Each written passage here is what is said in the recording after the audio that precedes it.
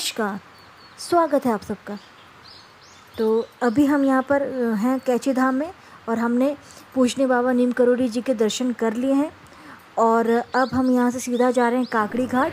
और काकड़ी घाट में भी बाबा नीम करोली जी ने हनुमान जी का बहुत सुंदर मंदिर बनवाया था और आश्रम भी बनवाया था। सिद्ध संत पूजनीय सोमवारी बाबा जी की तपोस्थली है और काकड़ी घाट कैंची आश्रम से लगभग 20 किलोमीटर की दूरी पर है और नैनीताल से अल्मोड़ा जाने वाले मार्ग पर स्थित है। और काकड़ी घाट बहुत उच्च कोटि के सिद्ध संतों की तपोस्थली रहा है। वहाँ पे बड़े बड़े सिद्ध संतों ने साधना की है। और काकड़ी घाट को स्वामी विवेकानंद जी की बोध गया भी कहा जाता है, क्योंकि स्वामी विवेकानंद जी काकड़ी घाट में जब आए थे तो उनको दिव्य ज्ञान की अनुभूति हुई थी। तो चलिए चलते हैं उस पवित्र पावन धाम काकड़ी घाट में।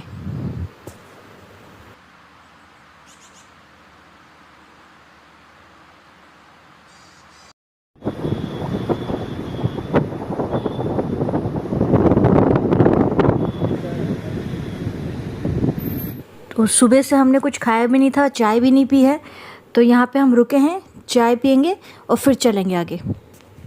और अभी सुबह के 9:30 बजे के आसपास का समय हो रहा है। यहाँ पर इनके पास नाश्ते के लिए भी काफ़ी कुछ है, लेकिन हम अभी नाश्ता तो नहीं करेंगे, हम सिर्फ अभी चाय पियेंगे।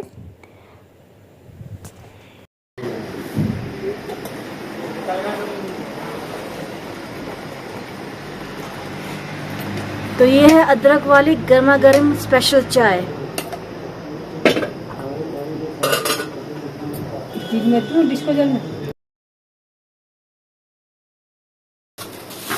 तो ये कितने बजे तक खुली रहती है दुकान? 7 बजे तक। और सुबह कब खुलती है? 7 बजे। सुबह 7 बजे। तो मंजू जी की जो दुकान है ये सुबह 7 बजे से लेकर शाम को 7 बजे तक खुली रहती है।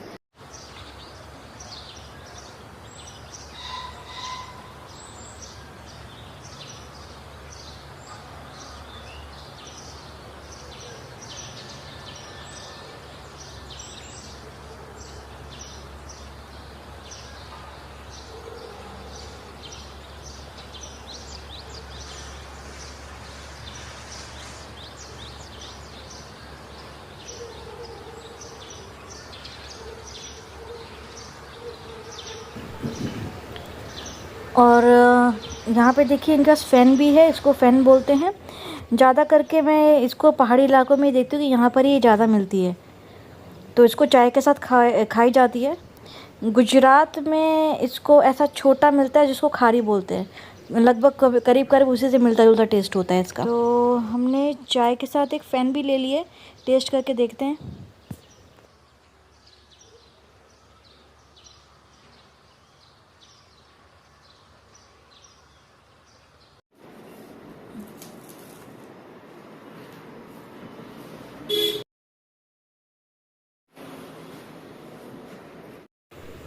प्रणाम बाबा।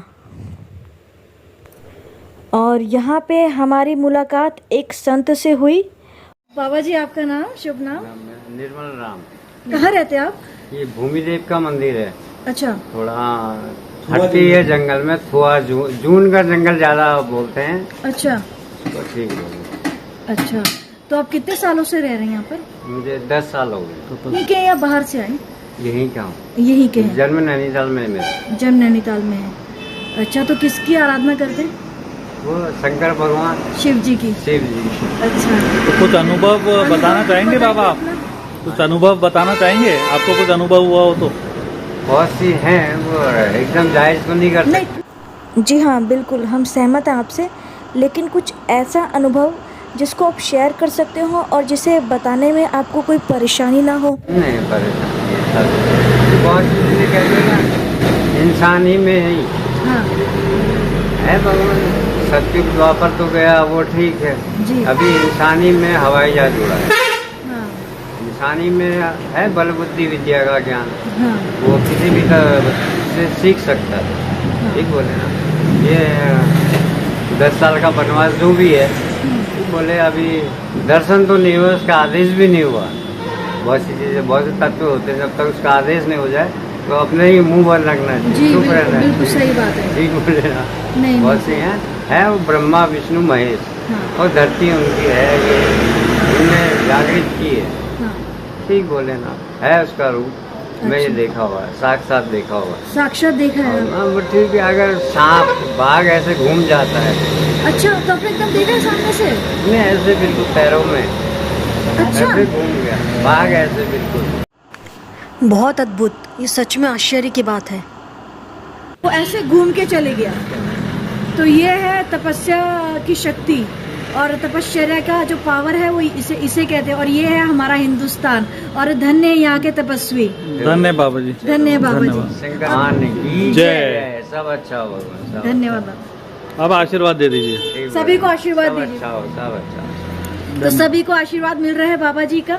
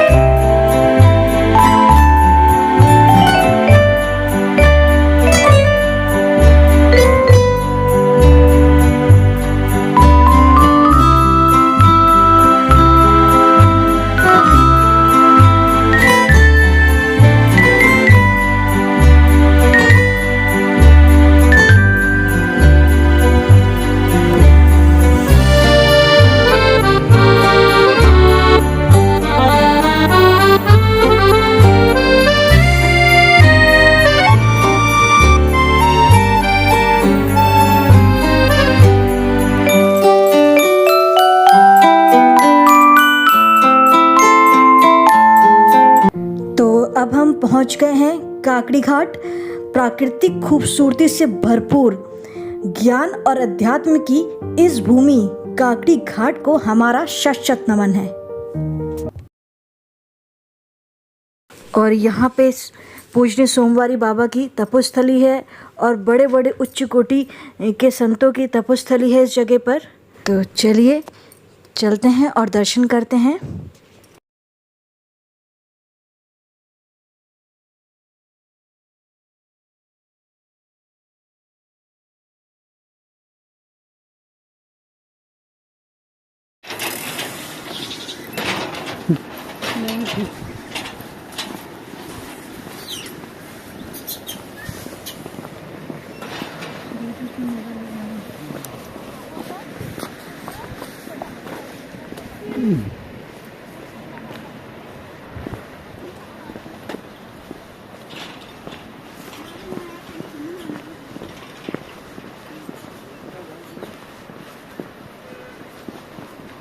और ये छोटा सा बंदर देखिए यहाँ पे क्या कर रहा है।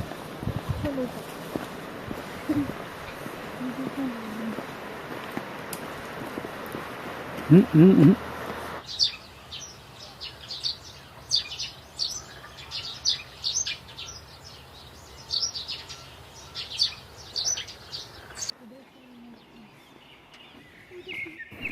काकड़ी घाट को स्वामी विवेकानंद जी की बोध गया भी कहा जाता है। ये वही स्थान है जहाँ पूरी दुनिया को मार्ग दिखाने वाले स्वामी विवेकानंद जी को परम ज्ञान अथवा परम सत्य का अनुभव मिला था। और यहाँ देखिए ये जो आपको सफ़ेद कलर के 3-4 बने हुए दिख रहे हैं, ये समाधि स्थल है। यहाँ पे उच्च कोटि के संतों का जिन्होंने यहाँ पे समाधि ली है, तो उनका यहाँ पे समाधि स्थल बना हुआ है।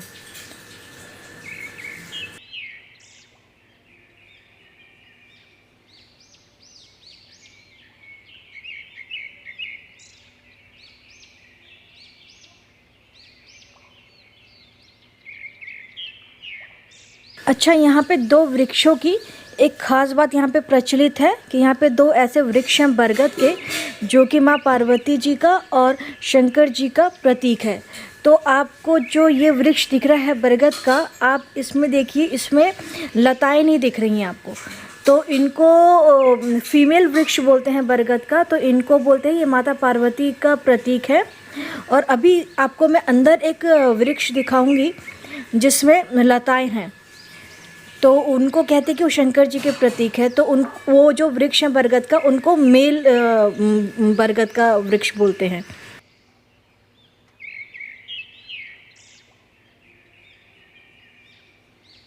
इस आश्रम से थोड़ी ही सी दूर में एक जगह है जहाँ पे स्वामी विवेकानंद जी आए थे। यहाँ से थोड़ी ही दूर पे शमशान के पास वो जगह है।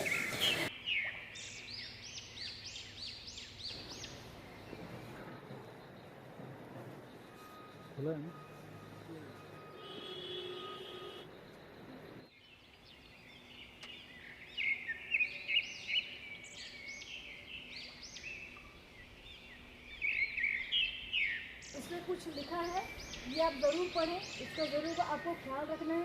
इसमें 1900 के लगभग ही पूजनीय सोमवारी महाराज ने अपने पावन चरणों से उत्तराखंड की मिट्टी को पवित्र किया था।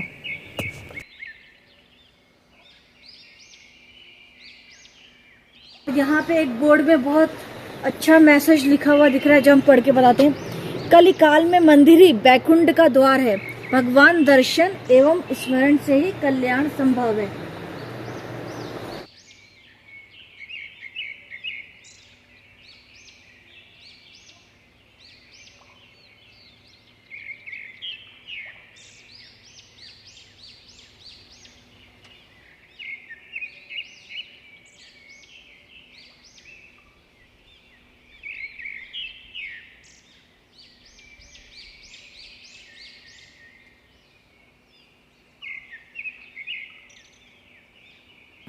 काकड़ी घाटी वो स्थल है जहाँ स्वामी विवेकानंद जी को ज्ञान की प्राप्ति हुई थी।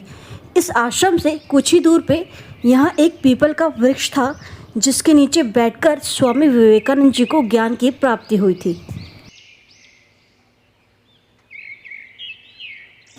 कहा जाता है कि इस स्थान पर भगवान भैरव जी ने स्वामी विवेकानंद जी को साक्षात दर्शन दिए थे। 1890 की बात है, जब स्वामी विवेकानंद जी अपने शिष्य स्वामी अखंडानंद के साथ बेलूर मठ से हिमालय की कठिन यात्रा के लिए निकले, और यहीं काकड़ी घाट पे स्वामी विवेकानंद जी अल्मोड़ा यात्रा के दौरान नैनीताल अल्मोड़ा बॉर्डर पर कोशी नदी और सील नदी के संगम पर काकड़ी घाट के इस स्थान पर स्वामी विवेकानंद जी झरने के किनारे ठहरे, स्नान आदि से निपटकर वहाँ स्थित पीपल के पेड़ के नीचे, जो यहाँ से कुछ ही दूरी पर है, ध्यान के लिए बैठ गए। लगभग घंटे भर बाद अपने शिष्य अखंडानंदा से उन्होंने कहा, इस पेड़ के नीचे एक बड़ी समस्या का समाधान हो गया है। मुझे समष्टि और व्यष्टि दोनों एक ही नियम से परिचित होते हैं, अर्थात अणु ब्रह्मांड और विश्व ब्रह्मांड एक ही नियम से संचालित होते हैं। साधारण भाषा में अगर समझें तो उनको ये अनुभव मिला था कि संपूर्ण विश्व एक तथा अखंड है। सूक्ष्म परमाणु तथा विराट ब्रह्मांड दोनों की संरचना एक ही नियम के अंतर्गत हुई है। उनके शिष्य अखंडानंदा के पास रखी हुई एक नोटबुक में उन्होंने बंगला भाषा में ये घटना लिखकर रख ली थी। स्वामी विवेकानंद जी के इस अनुभव का वर्णन अल्मोड़ा का आकर्षण नामक एक पुस्तक में विस्तार से समझाया गया है। उसमें लिखा है, आज मेरे जीवन की एक बहुत ही गूढ़ समस्या का समाधान इस पवित्र स्थान पर हो गया है। उन्होंने लिखा है, जिस प्रकार जीवात्मा एक चेतन शरीर द्वारा आवर्त है, उसी प्रकार विश्वात्मा अर्थात परब्रह्म चेतनामय जगत में स्थित है। ये कोई कल्पना नहीं है। इन्हीं एक प्रकृति और आत्मा का आलिंगन मानो शब्द और अर्थ के संबंध की भांति है। आत्मा और परमात्मा अभिन्न हैं। उन्हें केवल मानसिक विश्लेषण द्वारा अलग किया जा सकता है। जिस प्रकार शब्द के बिना अर्थ की कल्पना नहीं की जा सकती, उसी प्रकार परमात्मा के बिना आत्मा की कल्पना नहीं हो सकती। उन्होंने आगे कहा, विश्व आत्मा का यह युगल रूप आत्मा और परमात्मा अनादि हैं। यही वो ज्ञान था जिसे स्वामी जी ने 1893 में शिकागो में पूरी दुनिया के समक्ष रखकर देश का मान बढ़ाया था। ये स्थल इतना पवित्र है कि उच्च कोटि के संतों की तपस्थली रहा है। पूजनीय सोमवारी बाबा जी, हैदराखंडी बाबा जी, हर्षदेव पुरी जी, जगम बाबा जी तथा गुदड़ी महाराज जी आदि प्रसिद्ध संतों की तपस्थली रहा था। संत हर्षदेव पुरी जी ने इस स्थान पर जीवित समाधि ली थी।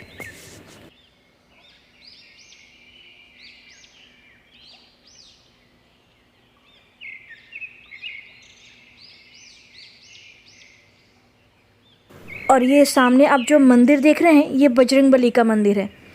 1965 में बाबा नीम करोली जी ने इस मंदिर का निर्माण और इसका प्राण प्रतिष्ठा विधि विधान से करवाया था।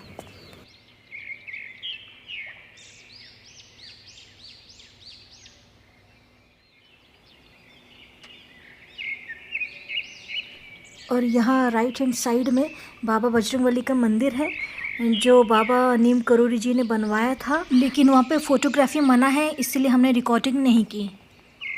और देखिए ये बरगद का वृक्ष, इस पर कैसी बड़ी बड़ी लताएं हैं, तो इसको मेल वृक्ष बोलते हैं बरगद का, जिसमें बड़ी बड़ी लताएं हैं।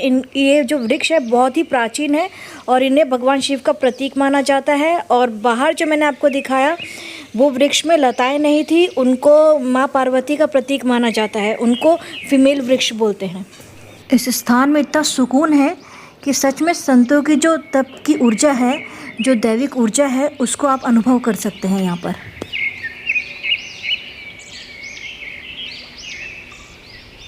और आपको जो ये सामने नदी दिख रही है वो कोसी नदी है। सिद्ध संतों की तपस्थली होने के कारण ये स्थान अति पवित्र है और यहाँ पर आप दैविक ऊर्जा का जो प्रवाह हो रहा है, आप इसको फील कर सकते हैं, अनुभव कर सकते हैं।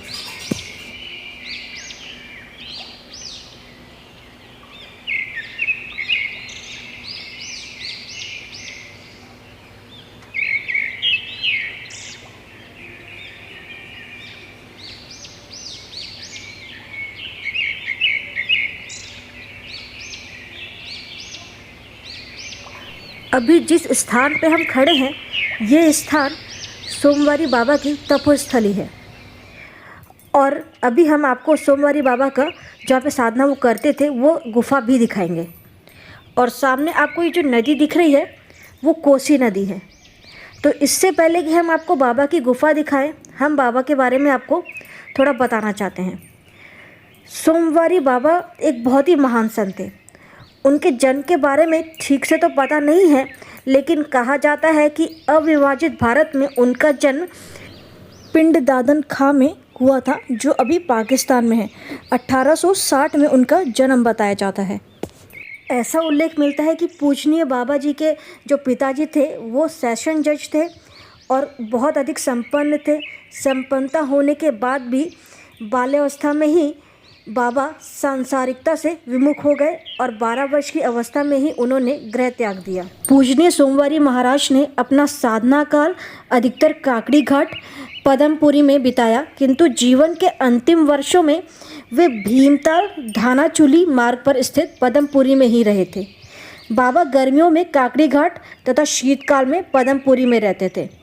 और अब पदमपुरी में भी बहुत सुंदर आश्रम है और ऐसा कहा जाता है कि 1926 में बाबा ने पदमपुरी में ही अपना देह त्याग कर दिया था। पूजनीय सोमवारी बाबा कितने उच्च कोटि के संत थे वो इस बात से पता चलता है कि पूजनीय बाबा नीम करोली महाराज भी सोमवारी महाराज पर असीम आस्था रखते थे। यही कारण था कि बाबा नीम करोली जी ने यहाँ पर काकड़ी घाट में उनका आश्रम भी बनवाया। पूजनीय बाबा नीम करोली महाराज द्वारा स्थापित वर्तमान कैंची धाम भी पूर्व में सोमवारी महाराज जी की धुनी का स्थान रहा था। यहाँ एक कंदरा में सोमवारी बाबा ने प्रवास भी किया था। यही कारण था कि नीम करोली महाराज जी ने कैंची और काकड़ी घाट, जो सोमवारी महाराज के साधना स्थल थे, वहाँ हनुमान जी और अन्य देवी देवताओं के सुंदर मंदिर बनवाए एवं इन स्थानों को तीर्थ के रूप में विकसित किया। तो चलिए अब हम आपको बाबा की गुफा दिखाते हैं।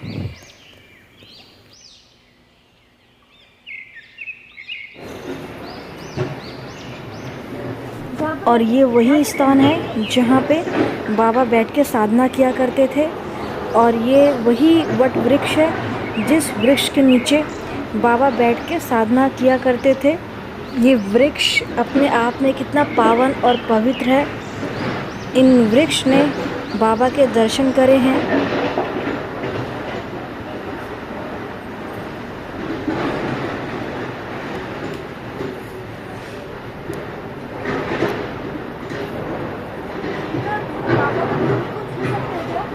हाँ हाँ।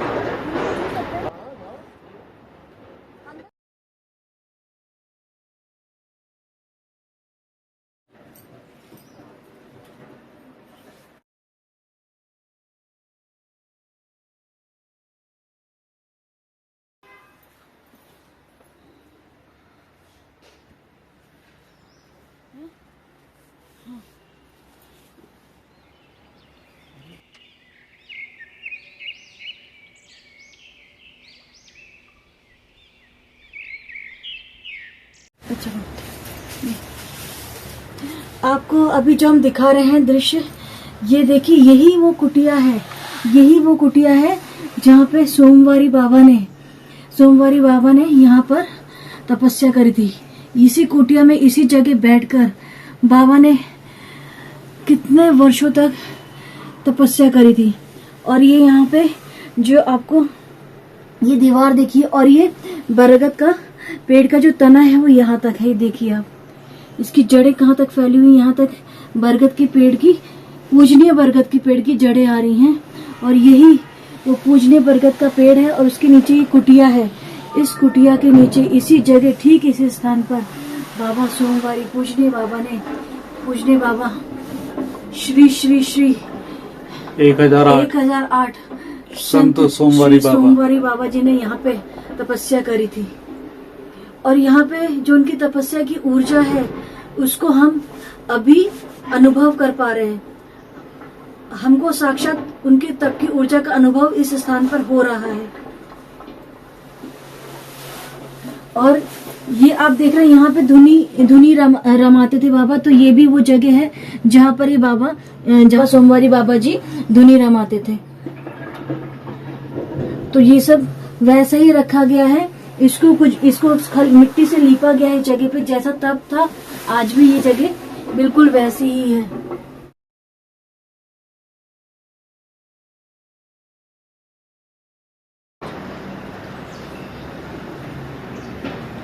बहुत सुकून मिल रहा है इस पवित्र पूजनीय जगह को देखकर। ये एक बहुत बड़ा तीर्थ स्थल है, बहुत बड़ा तीर्थ स्थल।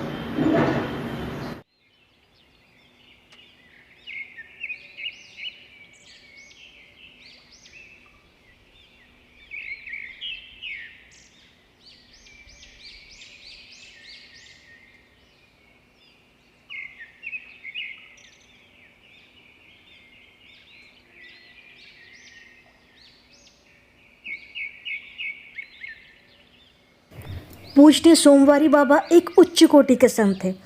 उनके चमत्कार और करुणा के अनेक प्रसंग हैं। कहते हैं कि उनके भंडारे में किसी वस्तु की कभी भी कोई कमी नहीं होती थी। कहा जाता है कि उनकी ये शक्ति माँ अन्नपूर्णा के कारण थी, जो उन्हें सिद्ध थी। और उनके आश्रम में हर सोमवार को भंडारा होता था और कभी भी भोजन का अभाव हुआ ही नहीं। बाबा ने काकड़ी घाट आश्रम में ही, जो अभी आपने यहाँ पे कोसी नदी देखी, वहाँ पर मछलियों का शिकार भी सोमवारी बाबा ने वर्जित किया हुआ था। वन्य जीव जंतुओं का शिकार भी निषेध था।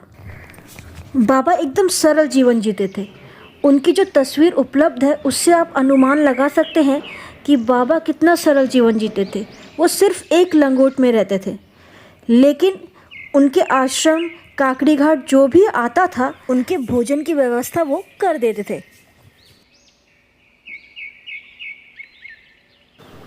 पूज्य बाबा नीम करोली जी के अनन्य भक्त श्री के शाह जी ने अपने किताब में पूजनीय बाबा सोमवारी बाबा जी के बारे में, उनकी चमत्कारी घटना के बारे में बताया है। के शाह कहते हैं कि सिद्ध संत बोलकर उपदेश नहीं देते, बल्कि उनकी प्रेरणा से ऐसी घटनाएं होती हैं जो हमारी सोच को नई दिशा देती हैं।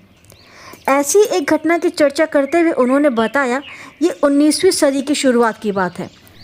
भारत में अंग्रेज़ों का शासन था। एक बार एक अंग्रेज़ अधिकारी अपने कर्मचारियों के साथ कोसी नदी में मछलियों का शिकार करने आया।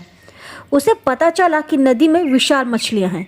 उसने नदी किनारे टेंट लगाया और मछलियां पकड़ने को चारा डाला, लेकिन सुबह से शाम तक बैठे रहने के बाद भी मछलियां नहीं फंसी। पास ही पूजनीय सोमवारी बाबा रहते थे। उनके पास उस समय कुछ नागा साधु बैठे थे। पूजनीय सोमवारी बाबा जी ने नदी में मछलियों के लिए शिकार पर रोक लगाई हुई थी, इसीलिए अंग्रेज अधिकारियों को मछली पकड़ने की कोशिश करता देख वहाँ पे बैठे नागा साधुओं को बहुत गुस्सा आया और वो वहाँ पे उठ खड़े हुए। तो बाबा ने उन्हें रोकते हुए कहा, परेशान क्यों होते हो, भगवान सबका रक्षक है, उसे अपना काम करने दो। दूसरी तरफ शाम को अंग्रेज़ अधिकारियों को बड़ी निराशा हुई। तब उनके स्थानीय कर्मचारियों ने बताया कि बाबा के प्रताप से ही मछलियाँ ने उनके चारे को नहीं पकड़ा। इतना ही नहीं, अंग्रेज़ों के डेरे में रात भर अजीब घटनाएं होती रहीं। सुबह होते ही उन्होंने बाबा से मिलने की इच्छा जताई। तब कर्मचारियों ने कहा कि पहले इसके लिए बाबा से अनुमति लेनी होगी। अंग्रेज़ों ने एक आदमी भेजकर अनुमति मांगी और बाबा उनसे मिलने को राजी भी हो गए। अंग्रेज़ों को पता था कि भारतीय संतों के पास मिलने जाएं तो कुछ प्रसाद भी ले जाते हैं। वो पास के गांव में सूखे मेवे और फल लेकर बाबा के पास गए। प्रसाद लेकर वो बाबा के पास पहुँचे। बाबा ने उनसे प्रसाद लेकर कहा कि इसे जाकर नदी में मछलियों को खिला आएं।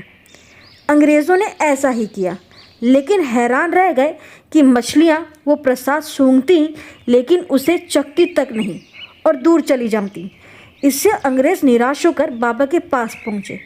उन्होंने जब बाबा को सब बताया तो बाबा ने कहा, आप लोग सोचते हैं कि भारत पर आपका राज है तो मछलियाँ भी आपकी गुलाम हैं, लेकिन ऐसा नहीं है। अब की जाएं तो प्रेम भरे हृदय से मछलियों को प्रसाद डालें। अंग्रेज अधिकारियों ने ऐसा ही किया और अब की बार नदी का तट मछलियों से भर गया। उन्होंने पल भर में ही पूरा प्रसाद खत्म कर दिया। जब अंग्रेज़ लौटकर बाबा के पास पहुँचे तो बाबा ने कहा, ये कुछ नहीं, केवल प्रेम की शक्ति है। पूजनीय सोमवारी बाबा जी से जुड़ी बहुत सी चमत्कारी घटनाएं हैं जो बताती हैं कि संसार केवल उतना ही नहीं है जितना दिखाई देता है।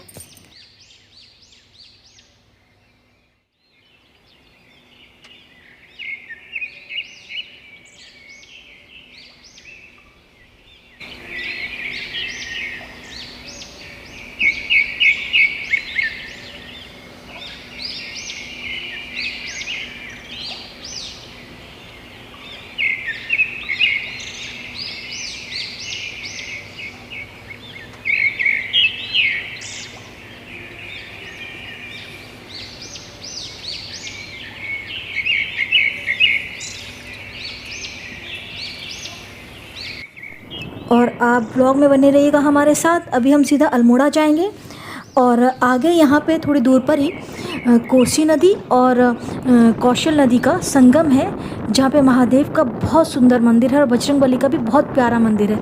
वहाँ पे भी हम आपको दर्शन करवाएंगे।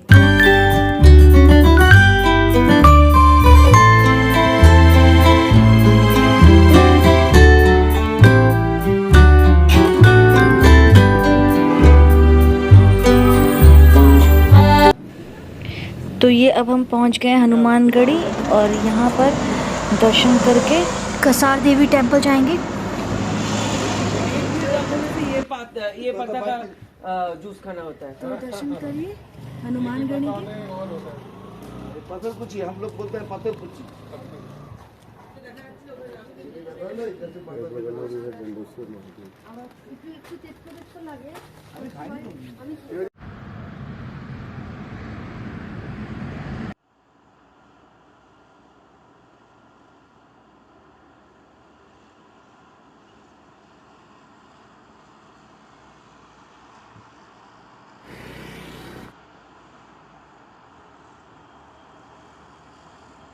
ये चलते हैं मंदिर के अंदर और यहाँ पर देखिए कितना सुंदर दृश्य है। यहाँ पे देखिए ये जो नदी आपको दिख रही है ये कोसी नदी है। कितना मनोरम दृश्य है ये। और जो आपको ये नीले रंग का मंदिर दिख रहा है ये शिव जी का मंदिर है, दंडेश्वर महादेव मंदिर। और यहाँ पे ठीक ऊपर हनुमान जी का मंदिर बना हुआ है। चलिए चलते हैं मंदिर में, दर्शन करते हैं। ये बहुत ही खूबसूरत मंदिर है इसलिए हम लोग यहाँ पर रुके।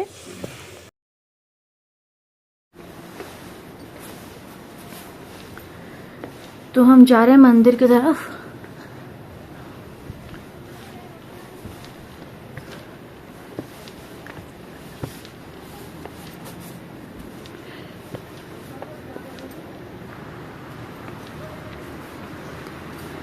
पंचमुखी हनुमान धाम।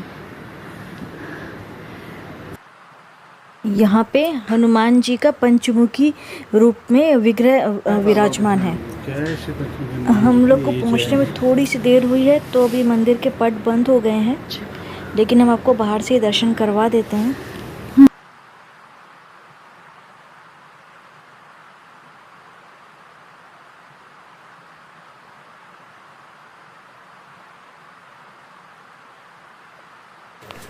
मंदिर परिसर ही बहुत ही खूबसूरत है और ये जो आजू बाजू की जो सराउंडिंग्स हैं एकदम प्रकृति के गोद में बसा ये बजरंगबली का बहुत ही खूबसूरत मंदिर है। और यहाँ पे देखिए इस स्थान पे कोसी नदी और कौशल नदी का संगम भी हो रहा है।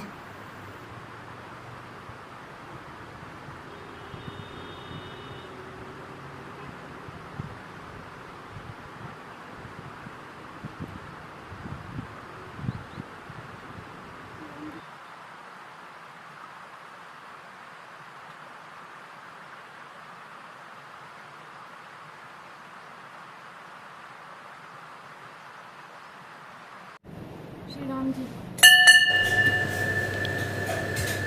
और यहाँ पर ये हवन कुंड बना हुआ है, यहाँ पे हवन होता होगा। लखन सीता सहित विराजमान है, सीताराम तब दर्शन।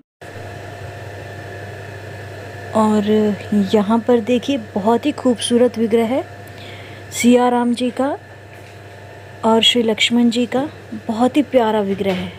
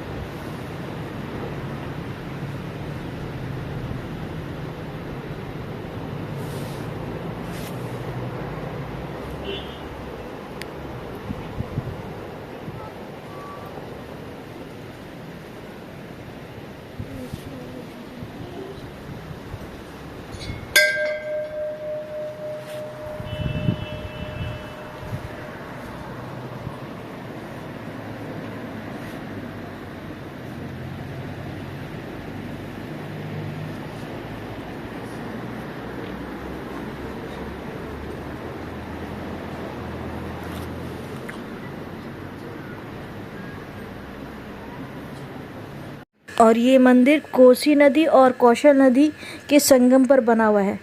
बहुत ही प्यारा स्थान है ये।